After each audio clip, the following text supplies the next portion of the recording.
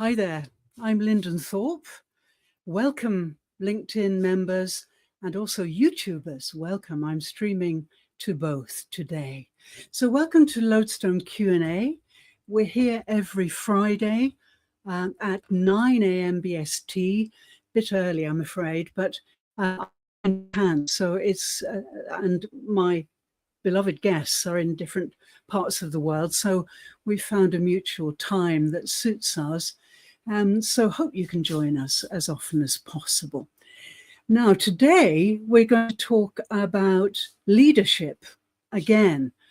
There's an ongoing discussion about leadership because it is so important now, and many coaches, many educators and so on are very concerned because leaders are breaking down. And here in Japan, for example, we have a real responsibility suicide problem.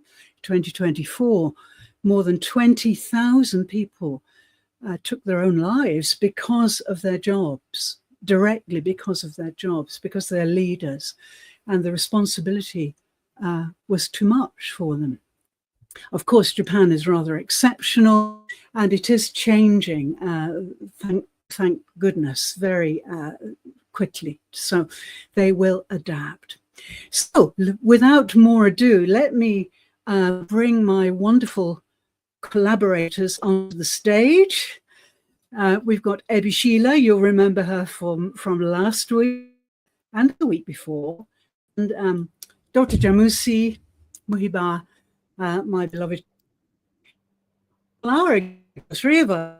This is our time to really get to grips with this topic, and I'm so grateful to both of you for continuing on and making this very exciting. So let's get started. As usual, I'd like to just give a short presentation, if you'll indulge me a little bit, just to show you where I'm up to with the so let me just diminish you. I'm sorry. Let me just put you at the side for a moment whilst I just give this little presentation. And that will show everybody where we're up to. Now, where are my slides? Just a moment. They're coming.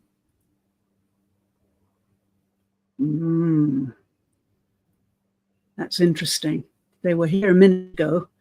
They seem to have disappeared.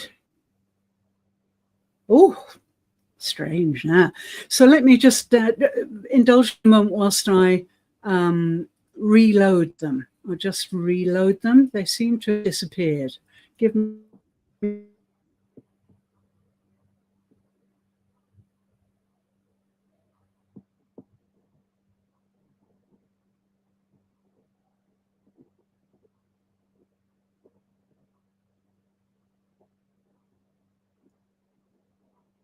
Where have they gone? Change. Right. Well, that's interesting. Okay, let's just leave that for a moment then, and see if I can resurrect them from somewhere or other. See, they're right here, but they're just not loading for some reason. Okay, well, never mind.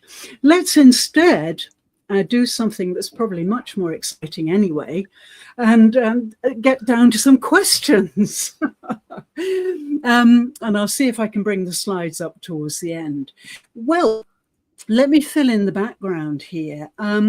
We have been talking about leadership on another platform, and it's called Women's Business Connect Global. And we meet every Wednesday, and Dr. Jamusi has been giving us presentations about her research on leadership. And we've kind of got our teeth into it now. And so we are continuing on with this topic, and no doubt another presentation soon. But yeah, the topic of the last presentation we all attended was multi-generational leadership. And I think it's a wonderful topic. And I've been researching it too. And I've got some really quite interesting questions, which I'd love to ask you both. And then I'll put my opinion forward through my presentation if I can find it. If not, too bad. Shogunai, as they say in Japan, too bad. The first, mute your mic and we'll go large. A real discussion. There we are. Great.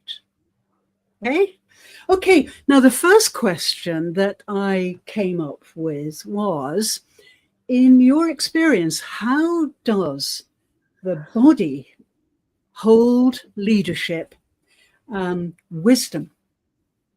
How does the body hold leadership wisdom that can't be accessed through the intellect alone?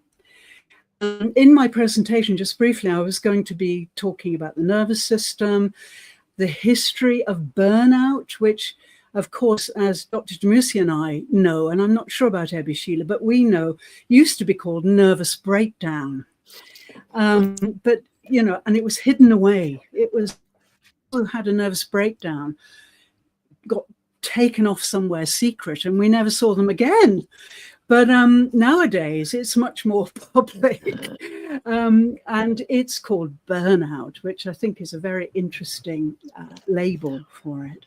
But also, I was going to talk about how the body really holds all the answers to avoiding burnout. And in fact, I've written a book about this, and I'm going to be publishing it on Monday on Amazon. Wow. So it's a rather momentous moment for me because, burnout has been bothering me for a few months now. I've had lots of questions about it, and people don't seem to understand it, and they're really scared of becoming burned out.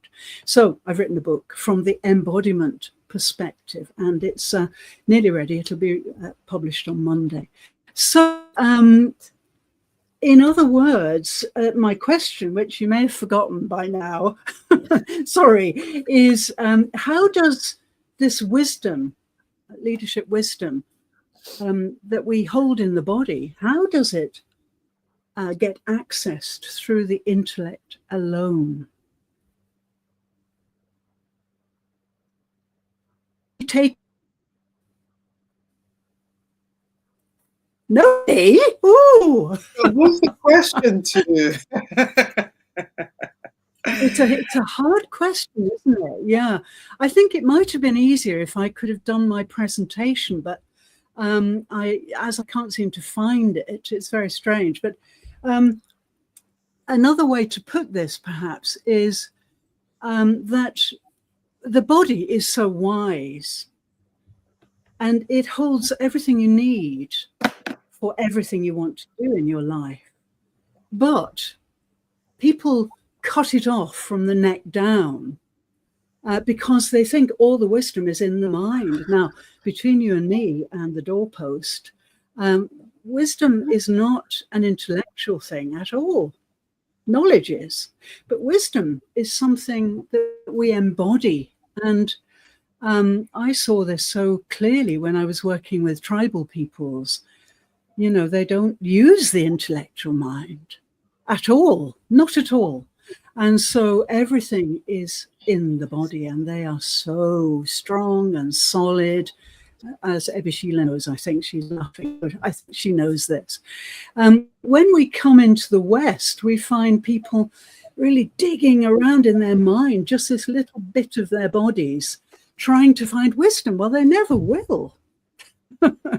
And that's really sad. And that's why I was very moved to write this book, and very glad that we started to talk about this leadership question.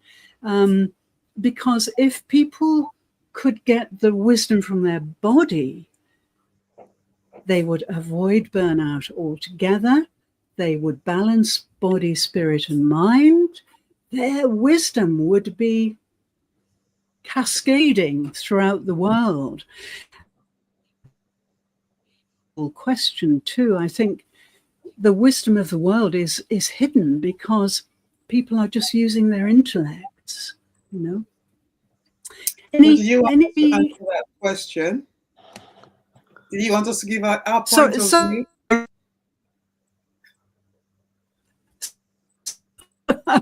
Sorry, Abby, I can't hear you. Just a moment.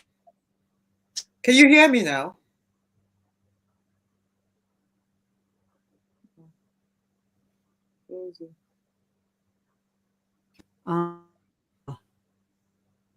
I think it's your I'm internet. coming going, I'm afraid. Yes. I think it's the internet, which it very often is here. Oh, now it's okay. Now it's stable. Yeah, sorry about that. Now, go ahead, Evashila. What did you say? Oh, I was wondering if you wanted us to give our opinion on that question. Yes, please. I do. Yeah. So in my experience, the body often knows the truth long before the mind even catches up. And for me, this was to get to that point, but because, like you said, in the West, we're always in our heads. It was not until I was going through a lot of pain, and I had to understand my body and to understand where my pain was originating from, even though I knew the physical cause of my pain. Obviously, I was told by my physiotherapist, which was really weird, that it was more to do with trauma. And she said it is usually generational trauma. So I had to go into my body to find out where this problem was coming from in order to be able to heal. And one of the methods that I used several methods before I finally got to muscle testing, which is where you kind of get out of your mind, but your body gives you the answer. So you ask the question to your body, and it's usually maybe a yes or no answer. So you phrase it in that way, and it can take you back to the root cause because the body never forgets. And I think that's your book, isn't it? One of your books, The Body Always Remembers. Yes, the new one. Yes, The Body Always Remembers. The new one is called Your Body is Your Business Plan, and so I'm really directing it at business owners and really good. What a I'm just doing the final proofings, really. But yeah, I'm so glad to hear you talk about muscle testing because that is a really good technique. I've done quite a lot of that in my past. I did most of the training of as an MD. I was going, that was what I was going to be, a doctor. But then I got to my 4th year and I decided I was very uncertain about mainstream medicine. And I didn't really get into that at all. I wanted to go off into natural health. And so I gave up my degree. I started work with naturopathy, reflexology, all sorts of body work. And I did quite a lot of work with muscle testing too. And I'm so glad that I did that because I think I would have just gone down the wrong road altogether and never discovered all these amazing things I've discovered as a non-mainstream medical person. So I'm so glad. And yeah, I think that generational trauma is a really interesting thing. Here in Japan, we have a lot of connection with ancestors, and through the Buddhist pathway and also through the indigenous wisdom pathway, I've encountered a lot of ancestral wisdom. And of course, our DNA just carries all of that through, and we are the kind of leading members of our DNA line, ready to cope with the next era, as it were. A lot of ancestral, if you like. I mean, the kids call it that here. Even young people here respect their ancestors. And we're coming up to Obon time. That's next week, actually. And it's the time in Japan when everybody takes to the road and goes back to their hometown. So it's a nightmare to go anywhere. It's just a nightmare. But they're all going back to honor their ancestors. And so they go back and they clean the graves of their ancestors, which are a big deal here in Japan. And it's just so long. Students, my students, I would say, do you believe in the wisdom of your ancestors? There was no hesitation. And several would say, yes, I can see my grandmother. When I do something bad, she's there. And, I don't do it because she's there watching me. They really believe that this is true, which is so refreshing, because I don't think Western university students would entertain it at all. In Japan, they do. The ancestral trauma or wisdom is all there. It's in our DNA, it's encoded. And so we just have to find a way to access it, which I think is a fantastic opportunity for everybody. Dr. Muiba, what about you? How do you feel about this topic? You have made me enter into half a dozen questions. It's not a question. Ooh. It's absolutely. I am now facing something like 6 questions. By the time you have talked and Wow. Abby has talked, I'm done, because Wow. I need 6 periods, 6 sessions to answer your first question. It's so Right. wide. You have taken Yes. me back to what we used to call nervous breakdown. And I will go chronologically to all the questions that question mark, nervous breakdown. Yes, we used to call burnout. We didn't know how to call it. And I said yes the other day that we used to call it very tired. And if you are really, it's a huge burnout. It's extremely tired and unbelievably tired. And I can't cope with my fatigue. And it's all to do with tired. We didn't realize. No, it's far beyond. By the time you get a burnout, you're far beyond being exhausted, because, as Abby mentioned, you could go to sleep for a couple of hours and you are no longer tired. You can stop washing the dishes and you are no longer tired. But when you get a burnout, it's profound. You have the feeling that some weird phenomenon has come into your life.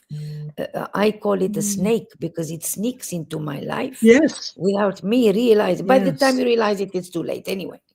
So when you did ask me how to deal with burnout previously, and I said very simply, never allow burnout to come close to you, because now we have become aware of burnout. We know how it more or less looks like, so we can prevent it from coming too close by self-care. When you take care of yourself, I'm getting tired. That's time to stop and get some rest. So prevention rather than, it's like any disease, prevention rather than wait and, now I have got a stomach ache, let me do something about it. That's the first point I want.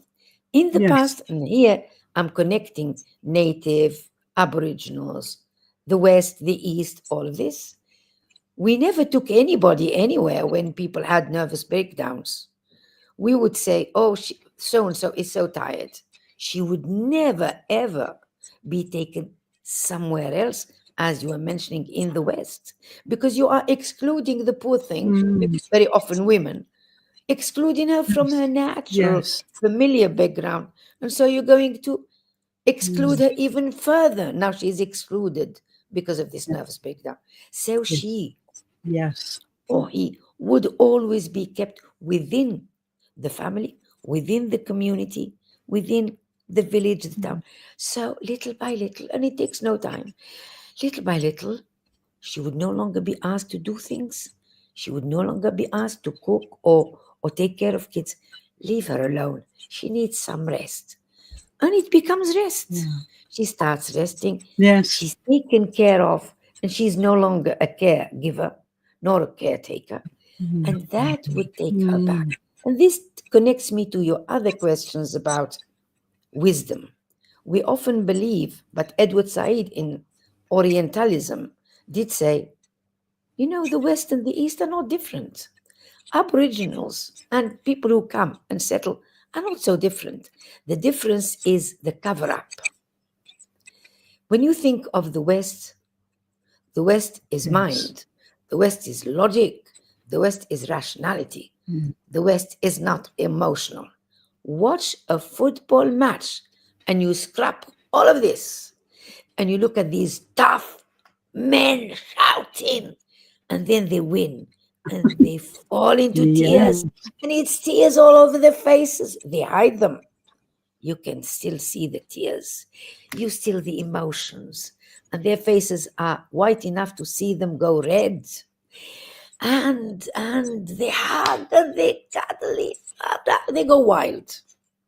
And that is when you realize we are just human beings, East and West, natives, non-natives, all the same, as long as you don't go into that cover-up. And I can take it now to the personal dimension. I live with a family. Some of them are like me. Wow, they go wild. They meet somebody they've never seen in their lives. They hug and because they connect. And you have others, very cool. Cold, I would call them. Cold. Until they got a bird. A bird. And they started talking to the bird and loving the bird. And I looked at this lady who was cool like a cucumber, become soft and loving and hugging and cuddling and taking pictures with the bird on top of her head when she was praying. And the whole person changed. So I thought, it's where you love, whom you love, the context. And I'm sorry to say, when the bird died, I cried my eyes out for her, for the bird. She cried her eyes out. Never seen her shed a tear. She cried her eyes out. She was all of a sudden having shed the cover, the mask of what I call rigidity, frigidity. She was a human being, like you and me, like anyone. So when you see the mind overcoming, it's a cover. Take the mask off and you find the whole. Now I take you, and I'm sorry if I'm a bit long because your question was huge. I take you back to myself as a whole. I have never, ever dissociated mind from body, from my spirit, from my soul, from my mental capacities. It's one. When you see one, check the others. They are all aligned. All aligned. And don't, Mohiba, don't try to dissociate one from the other. It won't work anyway. It will show. Wonderful, wonderful. Great. Yes, we've got... I think these questions are not being asked by people. We're not accepting, I think, many of us, that there is a huge problem. And people, some of the coaches I'm involved with, they go ahead and they are really pushing leadership and writing about it and, really going full-blooded about this topic. But then you realize that leadership has become a kind of topic of its own without any roots in my book, because it's not related to human beings. It's become a theory. It's become a method or a theory, hasn't it? I do really feel that. And you are right on the spot. Yes. Yes. This is the problem, I think. And it's when we get three amazing women like we are together that we can start to really demystify this and bring it to the surface. I mean, who have you heard recently talking about nervous breakdowns and what happened when people had nervous breakdowns? The generations have moved on and they've just forgotten. The mind forgets. The mind forgets, but the body never forgets. And I remember very clearly when I was a young student, I've never experienced anything resembling a burnout or a breakdown at all. But one friend did. And it was absolutely horrific because she was a very talented musician. I started out life as a professional musician. I was concert pianist and cellist. Wow. And all my colleagues were all professional musicians, you know. And so, of course, musicians are hybrid people in a way because they are so focused on performance and so on. It's so nerve-wracking, and the whole business of getting the concerts and getting the work is like a rat race, really.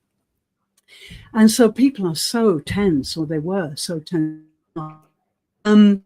So she had this magnificent nervous breakdown in the middle of the concert. Yeah. She snapped in the middle of a concert and started to create like a mad person and had to be taken away. And as you say, yeah, she was taken away. We never saw her again. And I never heard from her again either, which was, we were quite good friends. Disappeared. Of course, older society with handicapped people, with anyone who was different, they would ship them off to a sanatorium somewhere in a mountain hollow, you know, so no one could ever see them.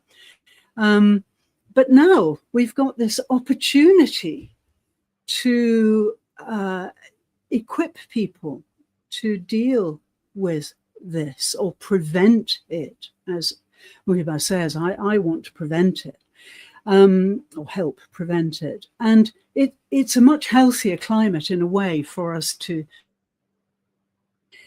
But as for leadership as a subject, I think it's just going round and round in circles.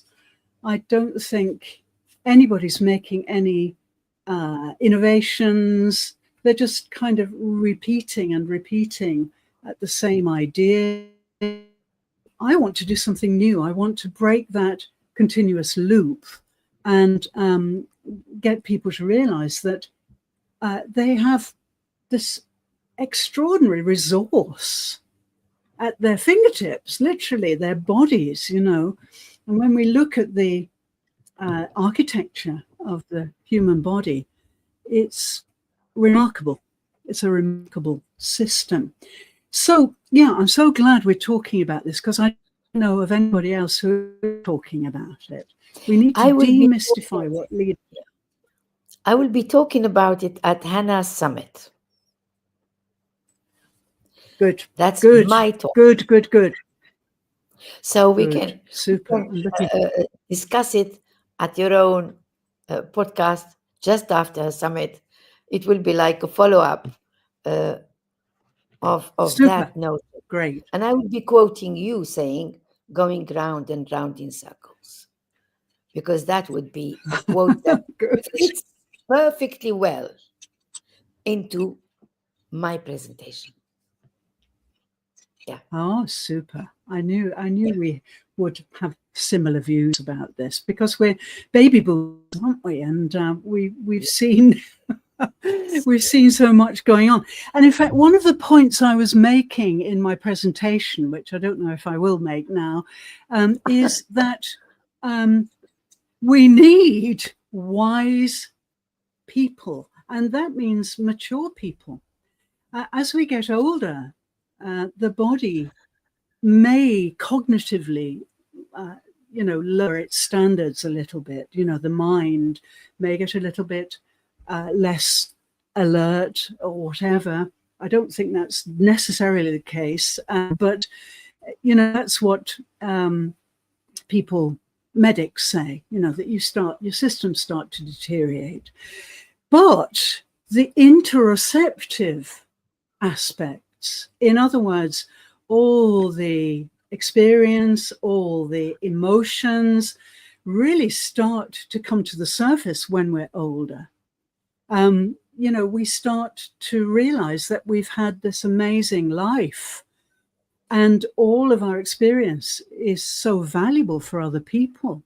And so in terms of multi-generational leaders, I think we were so right to point out that we need the mature leader to have a legacy to leave. And I'm certainly, that's what all of my effort is going into really right now, leaving a legacy of my life's work. And it's not about money or property or anything like that. It's about my life and the wisdom I've accumulated. And I think that so-called elderly leaders are essential in any workplace because we have lived, we have survived so much, and generally in the leadership circle, it seems that kind of experience is not appreciated or admired. In all the books I've looked at on leadership, it's the young people coming up that have all the wisdom. Well, I don't agree with that at all. I think it is the older people who have the wisdom. And so we need to make the leadership club listen to that as well, I think. That was one of the points I was going to make. But let's just move on to the next question. Ebishila, what do you think? What signals or shifts do you notice in your body when you're in true alignment as a leader? You're leading your clients and groups and summits and all sorts of things. And how does that compare with when you're performing? So there's this difference between presence and performance, isn't there? That's a big topic now. We need to be present because if we're performing, it's coming from the mind, maybe. What do you think? Okay. So your question is, what signals or shifts do I notice? So was that your question? Okay. So we always have to remember that leadership isn't just about what we know. It's about how we show up. So we need to remember that. So when I'm in a true alignment as a leader, my body often feels open and grounded. So watch your breath. My breath is steady. My shoulders are relaxed. My voice feels neutral. So none of the shallow breathing, because that's a sign of stress. So your body, where are you? So there's an ease in my movements, and I'm present in the moment. So being in the moment, being able to listen and take everything in, rather than sometimes, what I used to do is kind of think about future answers of what's coming up in the future, but no, it's about being present. So you're fully there, noticing how your body's reacting. So when I'm performing in leadership, I notice tension. So do I have a tight jaw? Do I have shallow breathing? And am I leaning forward, meaning paying attention? And these things come automatically, but when you pay attention, you notice that you're actually doing these things without realizing you're doing these things. So am I pushing for approval? So it reminds you that you just need to pause and be in the moment, to reconnect and lead from the center of yourself, rather than from the expectations what am I expecting people to believe? What am I expecting there? Just leave, just be you, be authentic, and be in the moment and focus. Yes. Wonderful. So yeah, absolutely. Yeah, and I noticed. Right. Yeah, wonderful. I noticed that you were aware of leaning forwards after, no doubt, after you'd been leading as a performer. And that's really interesting because that's the base of the spine. And as I mentioned before, this is the base chakra. This is the key energy source of the whole spine. There are wheels of energy all up and down the spine, but the one at the base, right at the small of the back, right at the end of your spine, is the key one. And if you are tense or tired, this is where you're going to really feel uncomfortable, aching, so on. And of course, I think in a performance situation, if we look at a lot of leaders who are performing, their spines are, wow, intriguing. They're often leaning forward like that, or they're, bending from the notch on the back of the neck forward, or something. And the spine, like a compass needle, really. If you are being authentic, then it's quivering to true north, If you're not, then it's really off, and your spine will really show that. So I think that's a really interesting point. The spine really is your, in a way, your anchor when you're in public, when you're speaking in public. And the base chakra is related to your the soles of your feet and the earth. If you're leaning forwards, that means the soles of your feet are not flat on the earth, and your center of gravity is really off center. The center of gravity is the solar plexus, just above the navel. If you're leaning forward, that really will tell me this person is not being authentic. And the spine is telling me that. So I've spent a lot in ways, and I think it's the most telling thing after the breath. You can always tell the shallow breath, as you mentioned, Ebby. The next most indicative thing of lack of authenticity. So I'm so glad you mentioned that. Wonderful. What about you, Muhiba? What signals do you notice? Because you do a lot of speaking. You have been asking questions that take me in so many directions. I've got half a dozen answers. So each time you ask one question, you get me there. But let me go to where we are totally in a total alignment is authenticity. I had written it down, and I had both of you say it and say it and say it again. So it's to do with authenticity. Be authentic. Yeah. You never have to perform.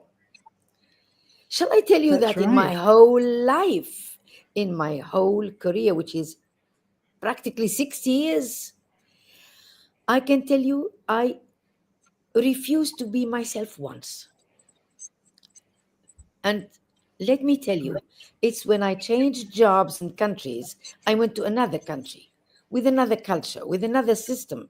So normally we would put grades, we keep them with us, and we give them when somebody asked for them.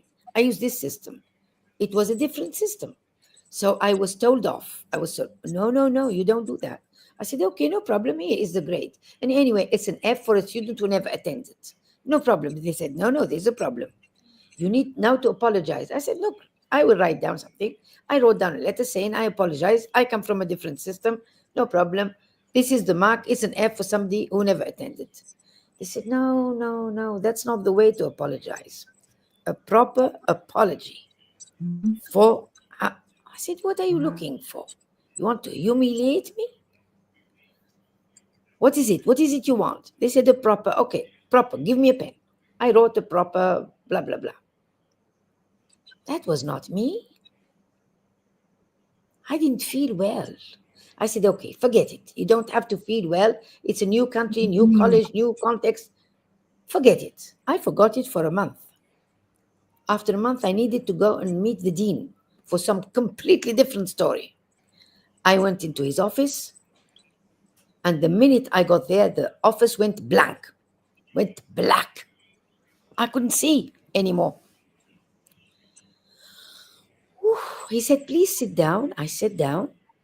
And all of a sudden, I started crying my eyes out, crying and crying and crying. My body was saying, exploding, because I had kept my body under control. And even my mind under control. And my emotions and my spirituality and my intellect, everything I had kept down, accepting pressure from outside.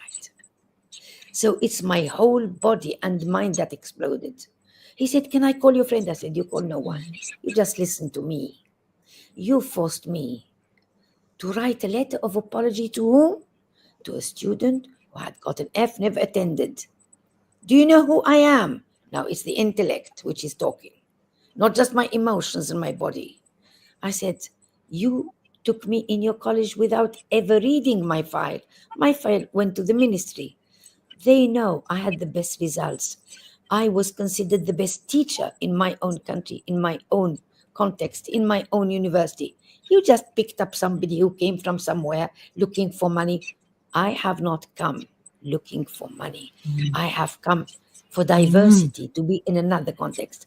And I gave him a full-blown speech, and the poor thing couldn't say a word. He kept saying, can I call on a friend? No friends. My friend is what I'm telling you, I said. The guy stood up.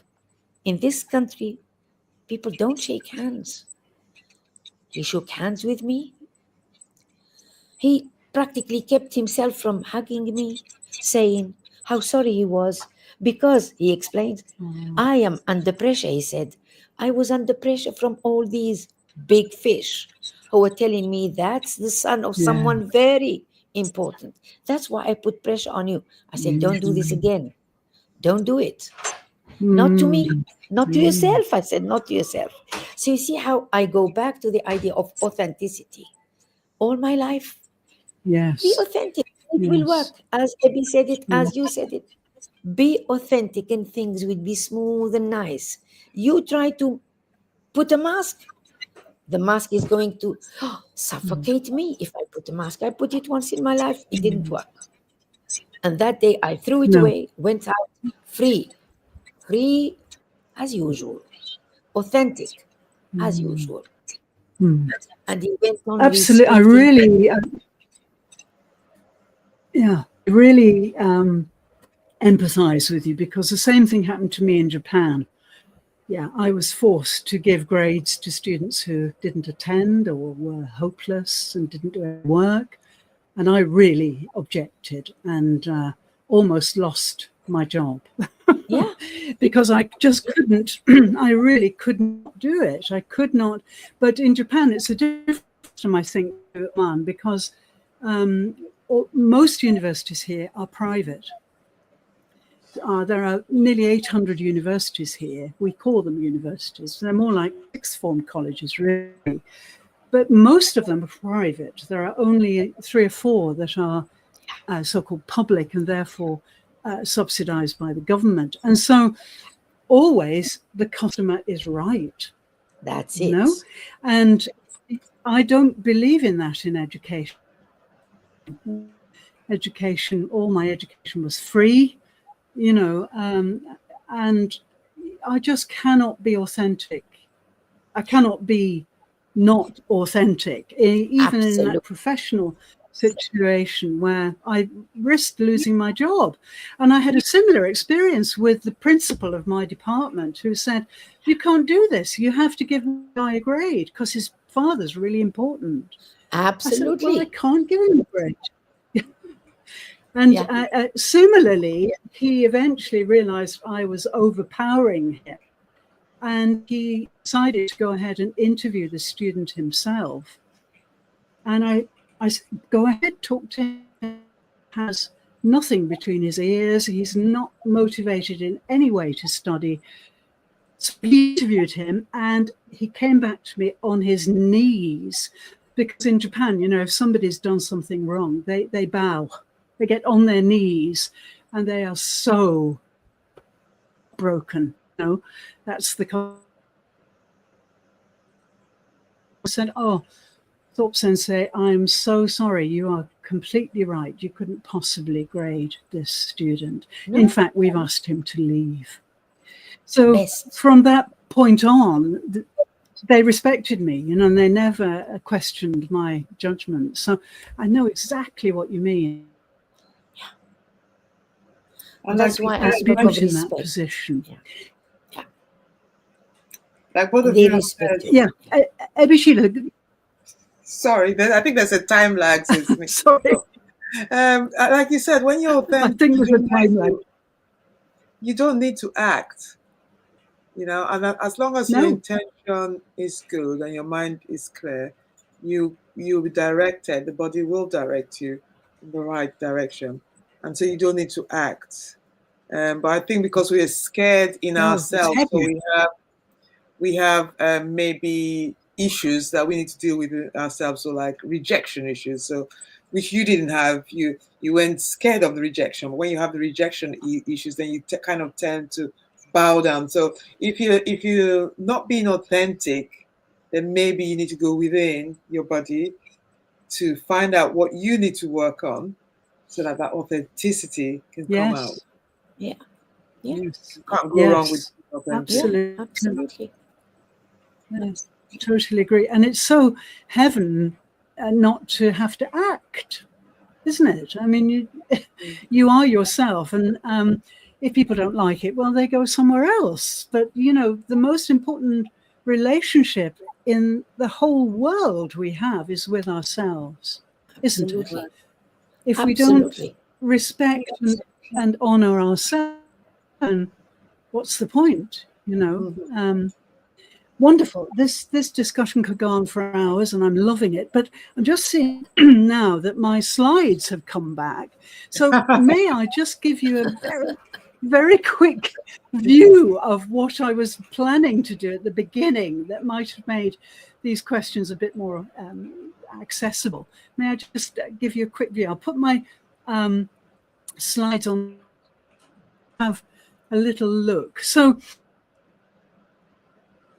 Piece in leadership, and your body is at peace, and it's really thanks to Dr. Muhiba and Ebi Sheila that I've come up with this presentation. We had some key takeaways from Dr. Jamusi's presentation about action, mindset, and approach when we were in the Women's Business Connect discussion last Wednesday. I really got excited about the multi-generational idea. And so I wanted to look at what happens when we get older to the body. Well, the real divide is nothing to do with generations. It's somatic, As I mentioned before, leadership matures in the body. Not just in the mind, although it's debatable whether it does even live in the mind, but with age, many things improve. The world doesn't see them as positive, but they are.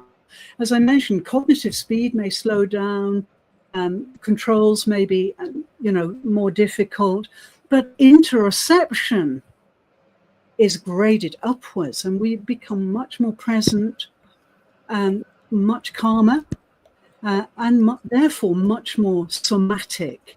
We are much more in our bodies when we're older than when we're younger. And really, your nervous system is your operating system. We're talking about digital era now. All computers have an operating system. The nervous system is your inner operating system. This is where vagal tone regulates everything. I've mentioned the vagus nerve to you before, the master nerve. it regulates your voice, your breath, your presence, and it's your body that leads the idea and the experience and the reality of trust. It's not your mind. It's your body. Your body trusts or does not trust. From commanding to co-regulation.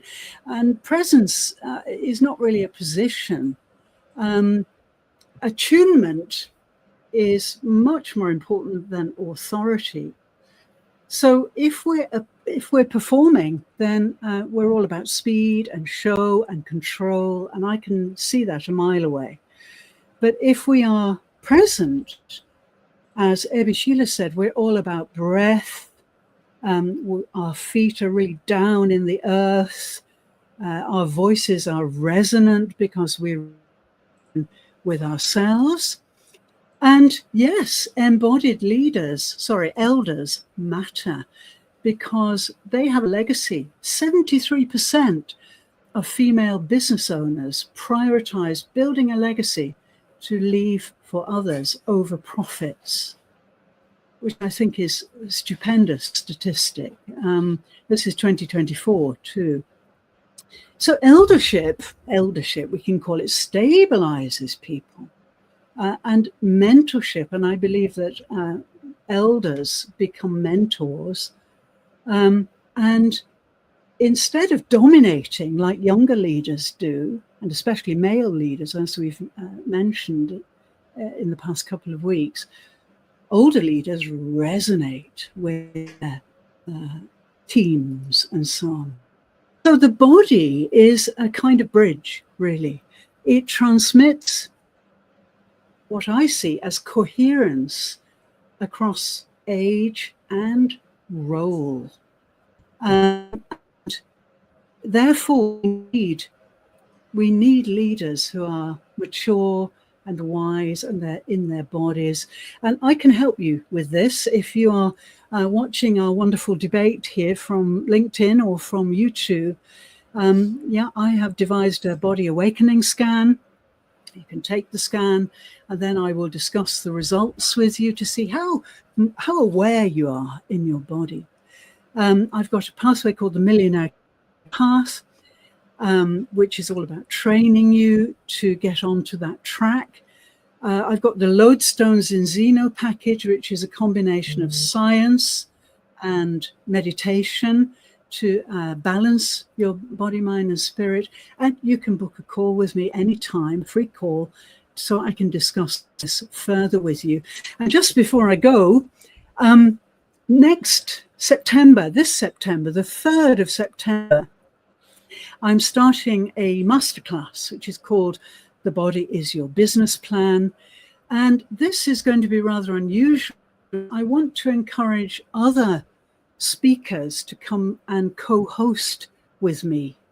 So you can speak and share and scale your presence. And if you're interested in doing that and would like to be coached or mentored, I've met many people who I've invited who are too shy to go live, and they just don't have the confidence, So if you want help with that, contact me and I can mentor you. I've been teaching communication skills in Japanese universities now for the last 20 years. And Japanese communication skills are, what can I say, the most challenging of all because the culture doesn't really communicate. If students want to go outside Japan, they have to learn the whole system from scratch. Eye contact, they can't make eye contact at all, usually. And so I've experienced all this, and I've devised a really wonderful system of mentoring. So if you want to co-create on my masterclass and be visible with me at your side, then please contact me. I'd love to work with you. And also, my book is coming out on Monday. It's called Avoid Burnout, Your Body is Your Business Plan. It will be released on Monday on Amazon, and all the secrets are in there. So please enjoy it. and give me some feedback if you do read it. Okay, thank you so much. I'm so glad I could put that in. Maybe it was a bit out of context, but better to kind of put it in context than not, perhaps. So, Ebishila and Muhiba, thank you so much for our discussion. We've got some super emotions flowing there. We've got real authenticity, really strikingly apparent in all of us. And we've got lots more questions to come. We've only tackled 2 of the 5 I created, and I think Muhiba's got another 10 or something. So we can start. Wonderful. I'm very excited. But yeah, I think we all agree this is a vital topic and nobody is really talking about it truthfully. And so I'd like to blow open that, closed approach, and let's start to disambiguate and demystify the whole business of leadership. Thank you so much for and Muhiba. I hope you'll come back next week if possible, and we can continue on. And of course, we'll continue with the debate on the Women's Business Connect Global. Every Wednesday we meet for wonderful workshops. Do come and join us. And we'll continue this topic on and on, I'm sure. Thanks so much for coming, and I'll say goodbye and many, many thanks. See you next week. Bye-bye. Bye.